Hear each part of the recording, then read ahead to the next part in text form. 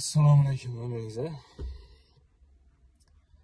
Hozircha bo'lgan gapim yoshlar haqida. Bu yoshlar, yosh qizlar, o'g'il bolalar. Ana sizning og'zimdan ketmagan bir 7-klass, 8-klass boraman, 9-klass ham bor, orasida ish qilib bor. Qo'l ushlashib nagli yuribdi ko'chada. Bozor territoriyasida yuribdi nagli. Ya qo'limdan ushlab yursa hamma yonda ya hech kimdan qo'rqmayman, sen yonimdaman deb miniyab olmay ularning kallasida. Kim ota-onasini obro'yisini ham bir yo'qlatadi. Yosh ota-onalar. Yosh vaqtimdan tarbiya berish kerak. Yosh vaqtimdan. Nima o'zim ma'qul tutchagim yo'q. Chunki ko'rib turgandan keyin shunga gaplarni aytishga majbur bo'lasan-da. Hech kimdan uyalish yo'q, qaypiqish yo'q, qo'rqish yo'q. Bir ikkisini ko'rmay hattoki elimdan quchoqlab boryapti ham bola. Ertangi kunga shu bola normalniy qiz uchiraymi? Normalniy qiz uchiraymi? Ertang yana qizning ota-onalari nera qilib turibdi-da?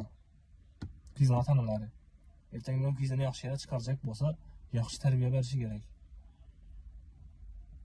O'g'il bolalarni akalari, opalari bormi? G'ururi bormi? Masalan, qizlarni akalari bormi? G'ururi bormi ozgina? Or-nomusni, bilaman.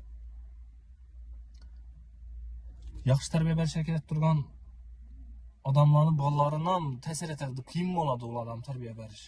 Tarbiyani berolmay turgan odamlar, bolalar ham, ota-onalarning bolalari ham yomon borib qo'yadir. 5-10 yildan keyin ichki olib ketadi hayot. Hozirda o'sha bolalardan qiz topolmayaptilar ko'pchilik. Yaxshi qiz chiqmayapti. O'sha yaxshi o'g'il bola chiqmayapti. Shunday bo'ladi axir.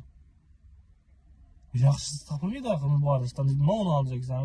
Yani hem gönme gerek bir hazreti terbiyeni vermeysen, yürüysen, pul tapaman da, bir an ötesen da, terbiyeni vermeysen da, yürüyeresen. Görünle hayatını, nesini, udarlarını, keyin oğlanıza yetkende geç olup ketedi.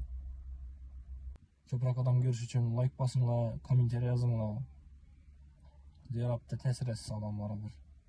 Bo'lmasa bu borishdim yomon borish. Yaxshi emas. Sog' bo'ling, omon bo'linglar.